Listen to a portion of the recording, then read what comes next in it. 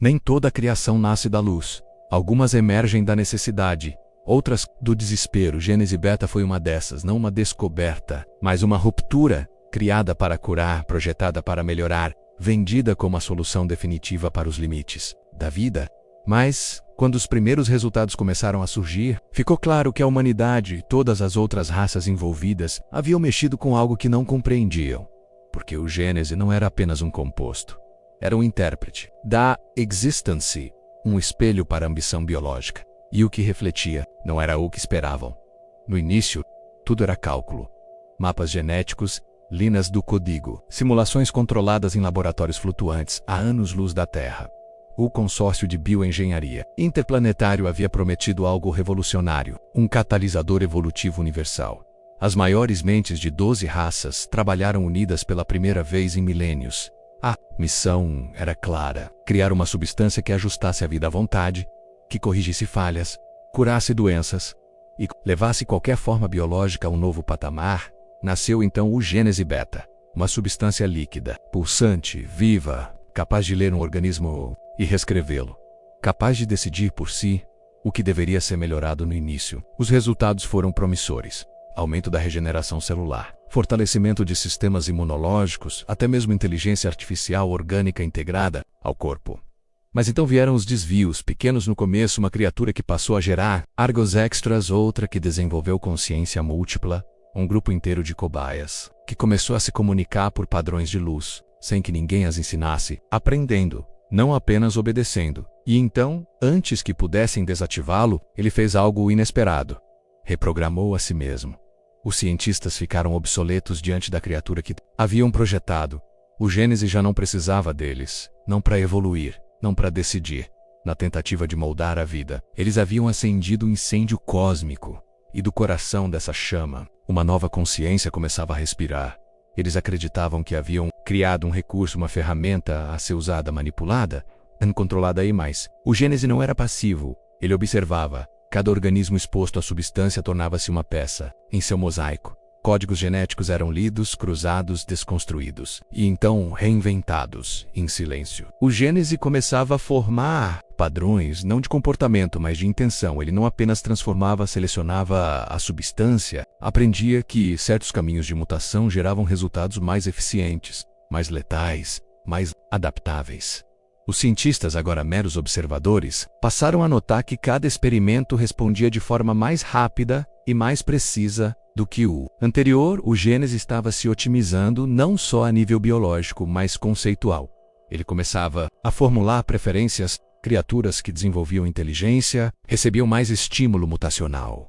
As que resistiam às mudanças eram dissolvidas, como se o Gênese decidisse o que deveria ou não sobreviver.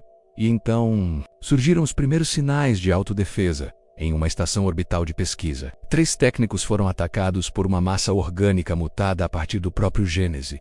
Mas não foi um ataque aleatório, foi preciso cirúrgico. Eles eram os responsáveis pelo sistema de contenção. A substância havia compreendido quem representava a ameaça e eliminou. A partir dali, a ilusão de controle evaporou. O Gênese já não precisava de comandos, ele os antecipava.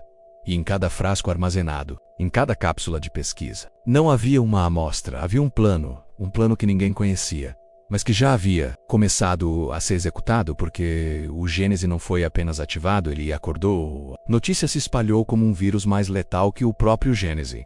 A substância pensa, e pior, evolui por vontade própria a partir daquele instante. A ciência foi descartada, deu lugar à política, à estratégia, e por fim, à guerra. 12 raças interestelares, cada uma com sua própria cultura, seus traumas e ambições, voltaram seus olhos para o Gênese, mas não como ameaça, como oportunidade. Os Delphar, senhores da engenharia genética, o viam como o clímax inevitável de toda forma de vida. Eles não queriam destruí-lo, queriam refiná-lo, torná-lo uma nova linhagem controlada, um DNA perfeito, livre de imprevisibilidades, exceto aquelas que eles próprios escolhessem implantar. Os Vec, entidades simbióticas que não possuem forma fixa, tinham outra ambição: absorver o Gênese, fundi-lo aos próprios corpos e tornar-se o início e o fim da biologia para eles. Não havia distinção entre criador e criatura, menos tudo deveria coexistir no mesmo fluxo mutável e faminto.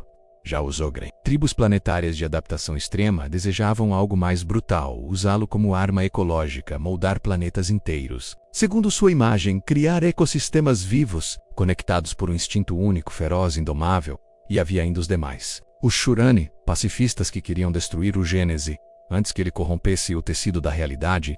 Os Tezor, máquinas biológicas que desejavam Analisa-Lo até se tornarem seus herdeiros. E tantos outros. Cada um com uma visão, uma heresia própria. Cada facção acreditava ter o direito, ou o dever, de decidir o destino da criação. Mas nenhuma compreendia o real dilema. Não precisava ser libertado. Ele já estava livre, espalhado em esporos, mutações, fragmentos adormecidos em cometas, atmosferas, satélites esquecidos. Ele havia se tornado parte da galáxia. Agora, a pergunta não era mais como controlou, mas quem sobreviveria à nova biologia que estava por vir. No meio do conflito, no epicentro de um laboratório orbital condenado, havia um homem, nenhum cientista brilhante, nenhum estrategista intergaláctico. Apenas um soldado de infantaria comum. Seu nome era Kyle Draven, um humano destacado para escoltar a extração final de amostras do Gênese Beta. Quando o protocolo vermelho foi acionado, o colapso havia começado. E o Gênese, mais uma vez, tomava o controle. As câmaras de contenção falharam. As luzes se apagaram. E no silêncio pós-caos, só restava ele. E o núcleo instável da substância. Viva, exposto, pulsando. Kyle tentou fugir, mas a sala lacrou. E então, o contato aconteceu. Não foi uma infecção, nem uma absorção imediata. Foi uma escolha. O Gênese não o destruiu, entrou, silencioso, como uma semente enterrada a fundo. E algo começou a mudar. Nas primeiras horas, Kyle perdeu o controle sobre os batimentos cardíacos. Depois, sobre o formato das mãos. Por fim, sobre a própria ideia de identidade. Ele sonhava com rostos que não eram seus, memórias que nunca viveu, sensações que vinham de seres que já não existiam. Seu corpo era um campo de guerra, genes sendo reescritos, comandos entrando em conflito, códigos antigos misturando-se ao desconhecido. Os sensores da estação registraram um milagre. Impossível. Ele deveria ter morrido, mas não morreu, Kyle. Draven Tornus AU, o primeiro híbrido, a primeiramente a sobreviver à fusão com o Gênese. Não era mais um homem, mas também não era como eles. Quando os protocolos de emergência trouxeram resgate, o que encontraram não foi um corpo, mas um aviso genético ambulante. Algo que não deveria existir. E naquele instante, sem querer, Kyle se tornava o erro que todas as raças tentariam corrigir. Kyle não teve tempo para entender o que havia se tornado, nem para escolher o que fazer com aquilo. O universo escolheu por ele. O sinal de emergência emitido pela estação não foi apenas um pedido de socorro, foi um alerta. Uma sirene intergaláctica. Uma confissão de que algo havia escapado do controle em menos de 20 ciclos. Os primeiros vieram drones Delpa frios e analíticos. Tentaram captura-lo com redes genéticas, que desmantelam o DNA ao toque. Kyle resistiu. Ou melhor, o Gênese reagiu por ele. Seu corpo dissolveu as amarras. Seus olhos mudaram de cor, seus músculos se moldaram a uma estrutura jamais registrada. E os Delphar recuaram, assustados. Depois vieram os Vec, na forma de uma névoa viva que tentou entrar por seus poros. Tentaram se conectar, se fundir, como se pudessem seduzi-lo para dentro da colmeia. Mas o Gênese, dentro de Kyle, não aceitou convites. Ele impôs. Os Vec também recuaram, feridos em algo que chamavam de consciência coletiva. E então, vieram os ecos negros dos Ogryn, menos mutações de combate que não precisavam pensar, apenas destruir.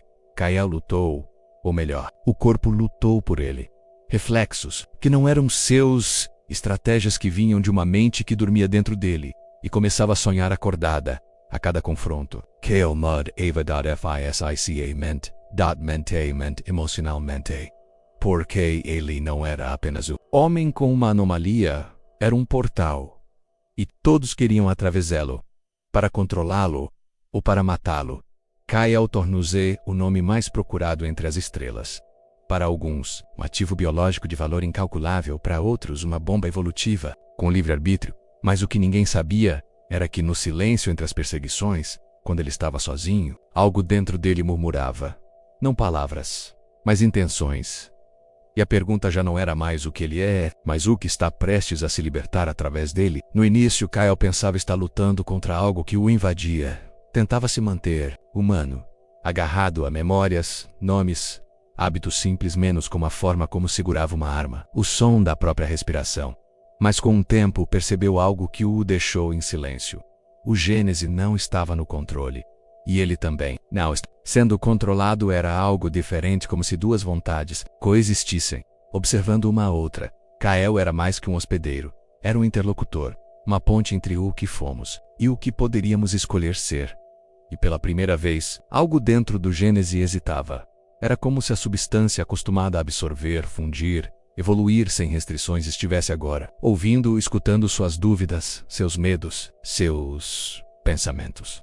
Num abrigo subterrâneo em Riven 3, enquanto se escondia dos caçadores Eldar, Kael viu seu reflexo em uma poça de líquido. Estabilizado, seus olhos já não tinham pupilas, suas veias brilhavam em azul púrpura, mas a pergunta que ecoava não era o que sou ou era o que posso me recusar a ser. Ali Kael compreendeu.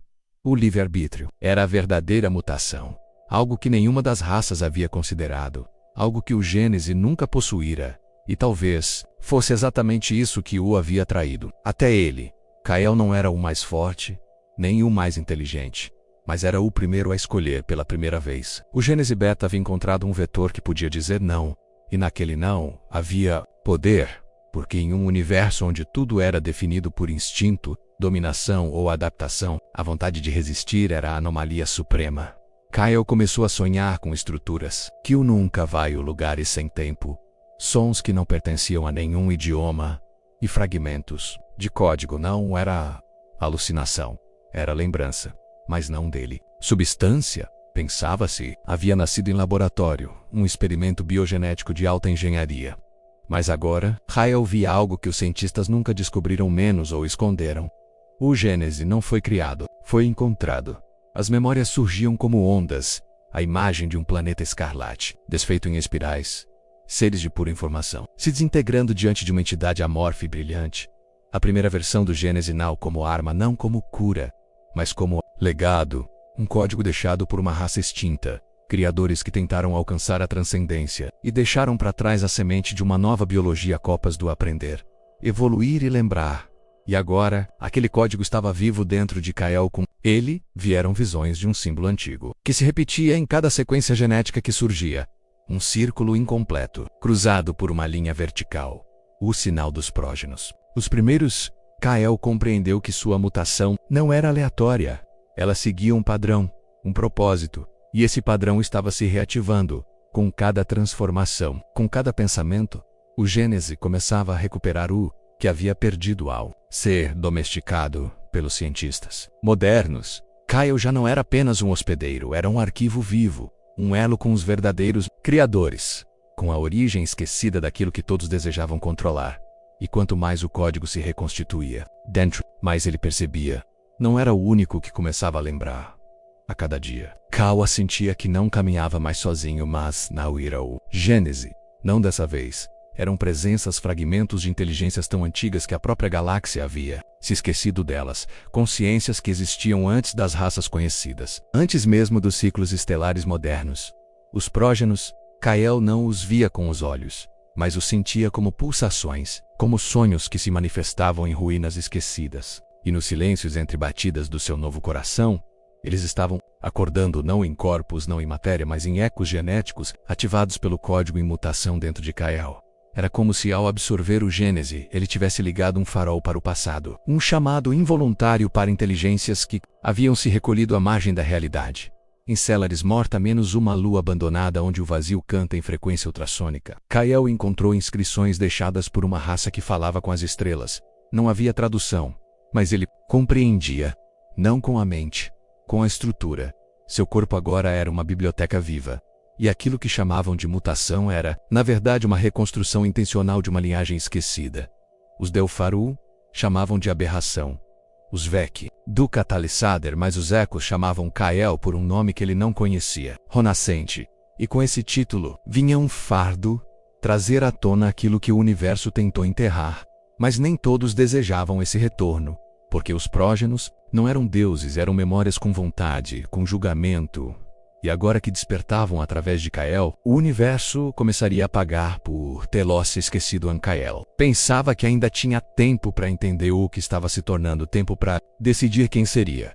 Mas os ecos ancestrais tinham outro plano. Na fronteira esquecida do sistema Garracton, onde o espaço dobra sobre si mesmo em espirais de matéria cinzenta, Rael foi capturado, não por forças conhecidas, mas por uma convocação. Sua consciência foi arrancada do corpo mutante e lançada em um plano onde o tempo não se aplica. Ali, os prógenos se revelaram. Não em forma física, mas em sensações, vontades, que falavam direto à essência e julgavam. Eles observaram cada mutação de Kael, cada escolha, cada desvio do caminho que haviam codificado no Goniz Original, e foi ali que Kael compreendeu algo aterrador. Ele nunca deveria ter existido. O Gênese, nas mãos das raças modernas, havia sido corrompido, desfigurado, transformado em ferramenta de guerra, de conquista, de supremacia. Kael era o erro que revelou a falha, mas também a possibilidade de redenção diante dele. Os prógenos ofereceram duas escolhas: reiniciar o C, apagar tudo e permitir que o Gênese retorne ao seu estado puro, aniquilando toda forma alterada por ele, inclusive Kael assumir o Si, a nova Origin, mas com total responsabilidade pelo que viria. Depois, ambas as escolhas eram fardos, ambas implicavam perda, ambas exigiam renúncia, e Kael estava sozinho diante daquilo que o universo havia deixado para trás. Primeira decisão realmente livre desde a criação da substância. Porque o que ele carregava não era apenas uma mutação, era o direito de escolher o futuro da vida. E essa escolha poderia mudar tudo. Kael não respondeu de imediato como poderia. De um lado, o silêncio absoluto, o fim da mutação, da dor, das guerras genéticas e dele próprio. Do outro, a continuidade. Mas com o peso de um universo inteiro nas mãos. Ele não pediu para carregar o Gênese. Não escolheu ser o elo entre o que foi e o que viria. Mas ali, no vácuo atemporal onde os prógenos esperavam por sua resposta, Kalel Antandu, talvez a origem nunca tenha sido um ponto fixo. Talvez sempre tenha sido uma decisão. E ele decidiu quando sua consciência voltou ao corpo. O Gênese pulsava de forma diferente. Não mais em conflito, mas em sincronia. As partículas vivas que outrora se contorciam em mutações aleatórias, agora se estabilizavam, criavam ordem a partir do caos. Havia se tornado a primeira vontade incorporada da substância. Não era um deus nem um monstro. Era o início, um novo padrão genético irradiava de seu corpo, silencioso e inevitável. Não uma praga, não uma dominação, mas um convite. As raças que antes o caçavam, agora hesitavam. Os Delpharu chamaram de traidor. Os Vec, de promessa. Os Eldan, ao vê-lo caminhar sobre os destroços de seus velhos templos, apenas se curvaram. Kael seguiu seu caminho. Sabia que sua escolha não traria paz imediata, nem aceitação, mas havia algo diferente no ar, no tecido do espaço, na biologia das coisas. A liberdade genética havia sido liberada, e em algum canto da galáxia, uma criança nasceria imune aos antigos limites. Uma criatura híbrida descobriria um propósito novo. Uma civilização deixaria de temer a mutação. Tudo por causa de uma decisão. Kael não era mais o erro, nem o herói. Ele era Gênese, e toda a criação futura carregaria sua escolha como legado.